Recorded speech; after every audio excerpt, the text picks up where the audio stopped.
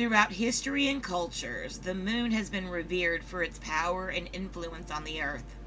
The duality between the sun and moon is a power balance that is recognized by mystics, pagans, astrologers, and witches around the world. One does not need to look far to see how people throughout history have recognized and worshipped the immense energy and influence of the moon. The lunar energies felt here on Earth are powerful, especially when we look at how they influence the tides and water. This power and energy make moon water an incredibly potent tool for manifestation and magic. The moon rules over the subtle, subconscious, and intuitive aspects of our inner self. Just as the moon waxes and wanes, we find this pattern reflected in our own energies and patterns. Women in particular can see this alignment in a powerful way with the syncing of their menstrual cycles to the moon cycles. When we intentionally align ourselves with the moon, we are tapping into an ancient universal energy. One simple way to do this is by making moon water. So what is moon water? Well, to put it simply, it's water that has been charged by lunar energies. It is created by leaving water in the moonlight to absorb those energies and is aided by the practitioner's own intentions and energies. The moon has such a strong energetic connection with the element of water here on Earth, as can be seen in how it affects the tides, that harnessing that power within our own waters becomes a very simple and intuitive process. Moon water can be used for a large variety of purposes to foster a greater connection between a person or sacred space and the moon. Okay, so let's talk about actually making the moon water, which is very simple. You're going to need a jar, first of all. I like to use one with a cork top. A mason jar works great too. You're going to need water. If you plan on drinking the moon water, make sure it's safe to drink. But if you're not going to be using it for drinking, then I suggest rainwater, lake water, or any other source, body of water that calls to you. Crystals are great. If you are going to use crystals in your moon water, make sure they're water safe before submerging them. Don't use selenite. That'll just, disintegrate, so don't do that. If you want, you can add essential oils or herbs. Here's some ideas. Mugwort, which is ruled by the moon. Lavender for healing. Rosemary for protection. Or sweetgrass for positive energy. Whatever really calls to you. You can use ritual tools if you want, like candles or a wand. Whatever whatever calls to you personally, you can use. Okay, let's talk about timing. So, full moon water. Moon water is traditionally charged at night under the full moon, when the lunar energy is at its most potent and we're easily able to connect to our intention. Now, I prefer to find the exact moment when the moon reaches its peak and work at exactly that moment. I usually spend about an hour consecrating my moon waters. Now, the full moon is best for releasing what no longer serves you and removing negative energy. It is a time to reap rewards, offer gratitude, harvest intentions, release old baggage, and clear energy. Now, other types of moon water. Practitioners do believe that different times of the lunar cycle can produce different energetic effects. So, the new moon. If you collect water under the new moon, it is best for intention setting, reflection, and personal growth. The new moon is the dark moon. It invites us to go inward and set our intentions, to start new chapters and release cycles. It's a time to focus on intentions and manifestation, aid inner work and shadow work, enhance personal growth and development, begin new ventures, relationships, or projects. Now, other moon phases, such as the waxing moon, is great for creative work, inspiration, and intention setting. The waning moon is best for forgiveness, letting go, giving thanks, releasing, and grounding. And a blue moon is best for goals, ambitions, aspirations, and celebrations. Now, this is just scratching the surface. We're going to go a little bit deeper now. We're going to talk about astrology and the full moon. Knowing which astrological sign the moon is in can guide you in how to work with specific energies of that moon. Those energies will influence the energies of your moon water. Each full moon will be in the sister sign of the current astrological season. For example, the sister sign to Virgo is Pisces. That means that during Virgo season, the full moon will be in Pisces, and during Pisces season, the full moon will be in Virgo. Once you know the sister signs, you will always know which sign the full moon is in. Now, here's some information about how the different astrological signs affects the full moon and how it can be incorporated into your magic. So let's start with Aries. Aries is a pioneer, the individualist. The full moon carries a lot of those fiery Aries emotions, such as anger. Occurring during Libra season, we see the emphasis on both our relationships with others and with ourselves. This is a good time to release old angers or burning resentments, as well as releasing what holds you back from pioneering what you wish to start in your life. The full moon in Taurus. This full moon is about the physical embodiment of our health, self-love, and spirituality. This is a good time to release stubbornness that you hold on into the body. It is a good time to reflect on your values as well as material assets. Taurus builds things to last, and they appreciate value in themselves and what they do. Releasing blocks and behaviors that inhibit you from valuing yourself is also beneficial at this time. Full moon in Gemini. There is an emphasis on communication and learning with this full moon. Notice not only how you speak to others, but how you interpret what others say to you. Reflection upon your self-talk is also valuable at this time.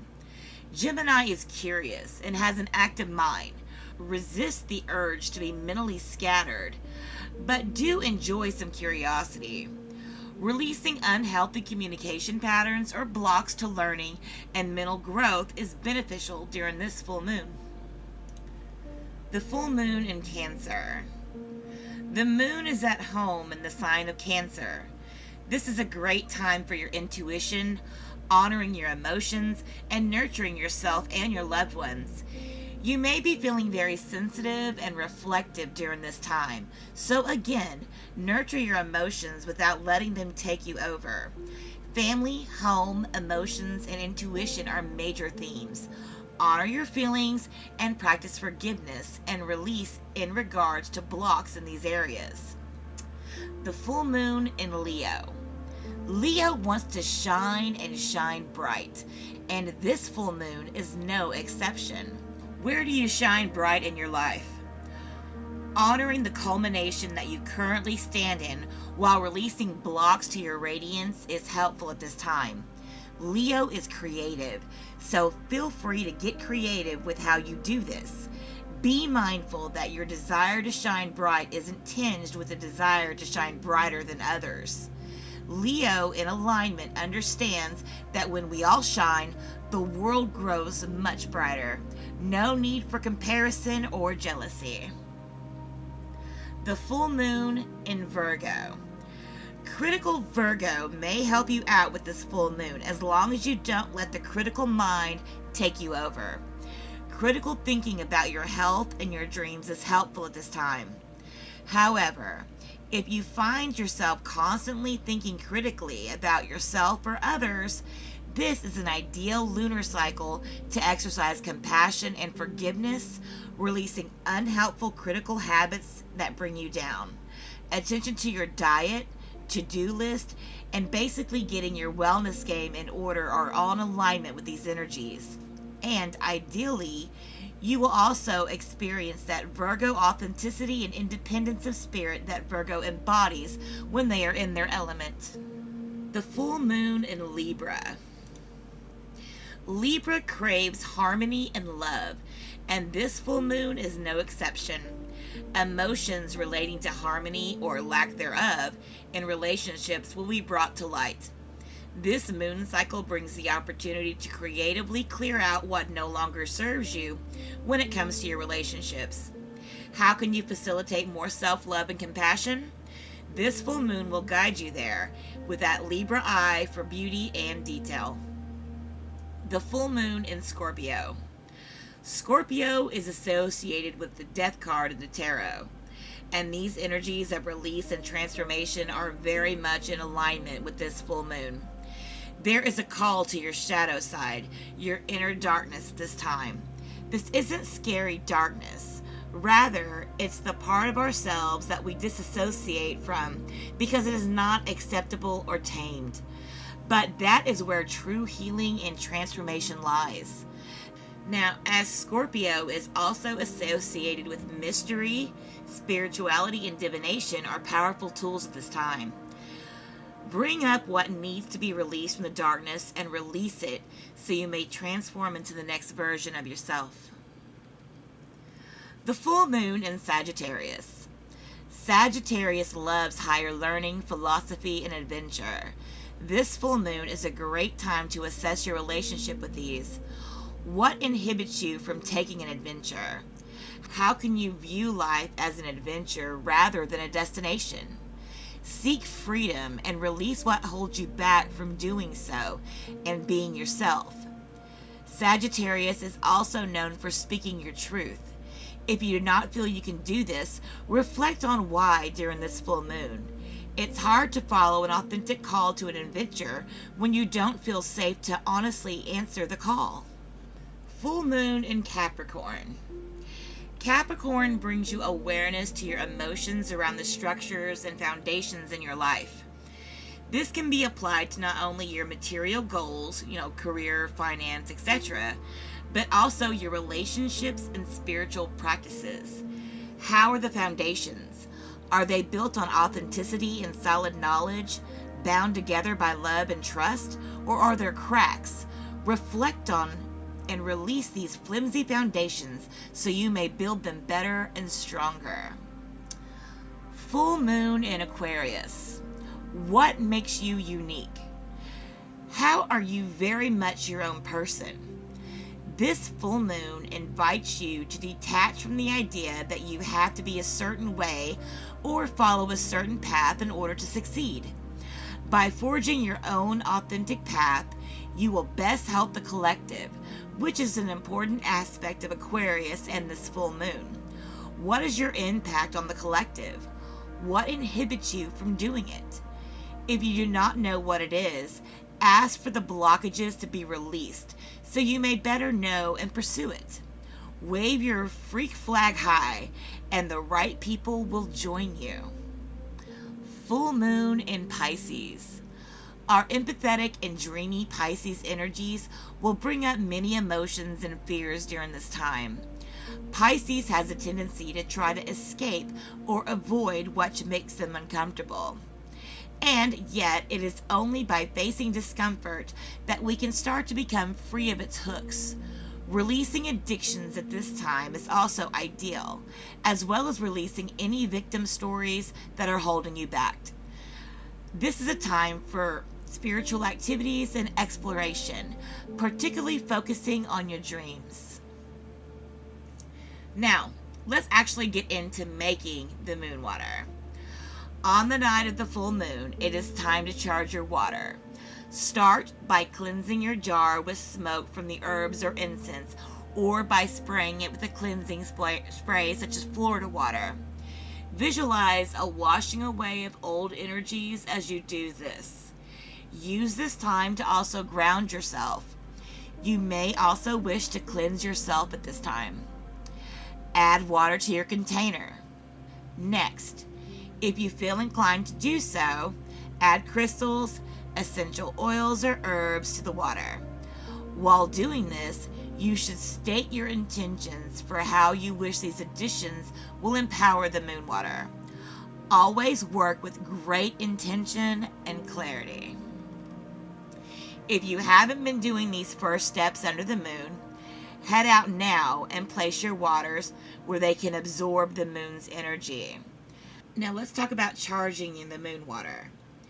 Once your moon water is charging under the moon, take a moment to still yourself and meditate on your intentions and connection to the moon.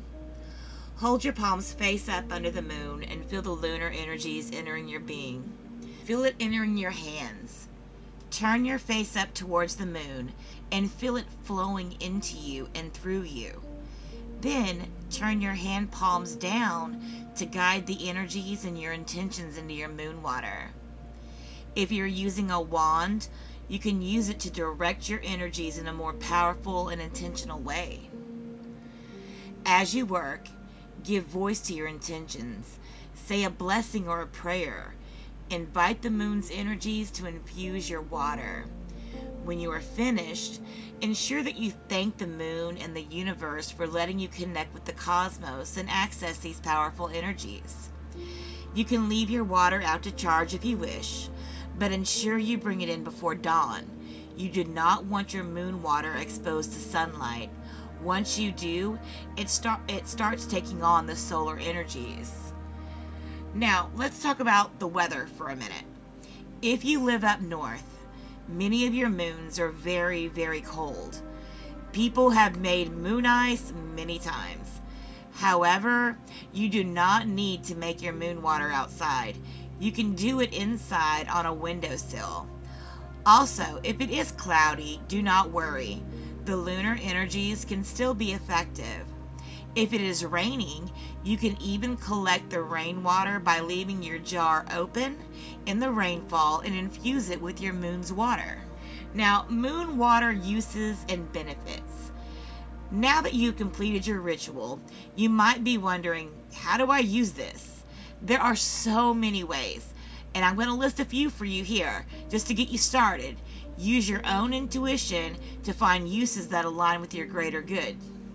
Use it to cleanse your altar, sacred space, crystals, or any other ritual tools. Add it to a ritual full moon bath to connect with lunar energies. Use it to cleanse your home. You can add it to your mop bucket or in a spray bottle to power your cleaning agents. Use it in your creative process in place of plain water. Spray your plants with moon water. They love it. Drink it or use it to make a tea so you can realign from the inside out. Ensure you use safe drinking water in your ritual before you do this. Use it to anoint your body as a way of energetically cleansing yourself.